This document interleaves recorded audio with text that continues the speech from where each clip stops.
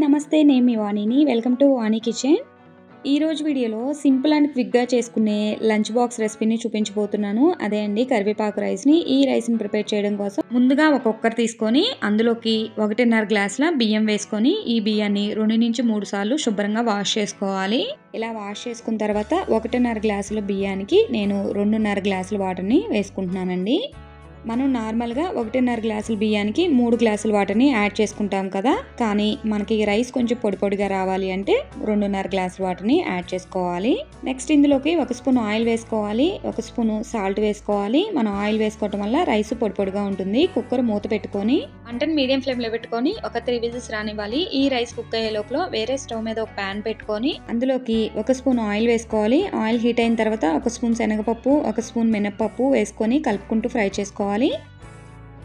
ఈ శనగపప్పు మినపప్పు ఫ్రై అయిన తర్వాత ఒక 5-6 ఎండుమిరపకాయలను కూడా వేసుకొని ఫ్రై చేసుకోవాలి. ఈ ఎండుమిరపకాయలు వేగిన తర్వాత 1 స్పూన్ జీలకర్ర వేసుకోవాలి. ఇది మొత్తం ఒకసారి కలుపుకొని 1 కప్పు కరివేపాకుని వేసుకోవాలి. ఈ కరివేపాకుని శుభ్రంగా వాష్ చేసుకొని తడి అది లేకుండా చూసుకొని వేసుకోండి. ఈ కరివేపాకుని కలుపుకుంటూ ఫ్రై చేసుకోవాలి. కరివేపాకు మనం పట్టుకుంటే కొంచెం క్రిస్పీగా ఉండాలండి. అంతవరకు ఫ్రై చేసుకోండి. 5 మినిట్స్ అయినా టైం పట్టిద్ది.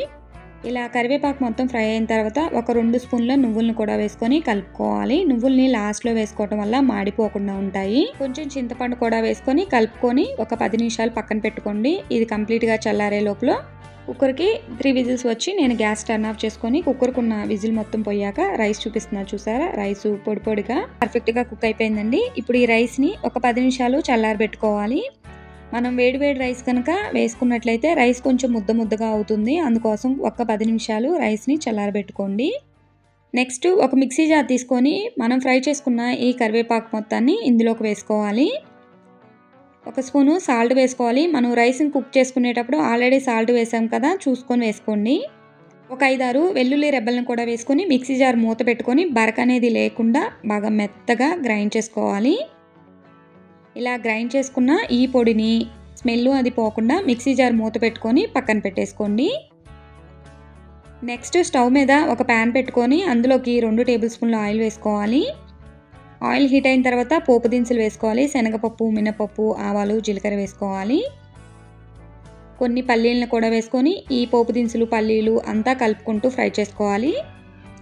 ఇవి మొత్తం ఫ్రై అయిన తర్వాత ఇందులోకి ఒక 3-4 పచ్చిమిర్చిని చీలికగా బోరగా కట్ చేసుకొని వేసుకోవాలి. 2-3 ఎండుమిరపకాయలు కూడా వేసుకొని కలుపుకుంటూ ఫ్రై చేసుకోవాలి. ఇవన్నీ ఫ్రై అయిన తర్వాత కొంచెం కరివేపాకు వేసుకొని ఒకసారి బాగా కలుపుకోవాలి. నెక్స్ట్ ఒక 1/2 స్పూను పసుపు కూడా వేసుకొని కలుపుకోవాలి. ఫైనల్గా కొన్ని జీడిపప్పు వేసుకోవాలండి. జీడిపప్పు లాస్ట్లో వేసుకోవడం వల్ల చక్కగా ఫ్రై అయిపోతాయి మాడిపోకుండా. ఒక 2 నిమిషాలు జీడిపప్పు కూడా ఫ్రై అయిన తర్వాత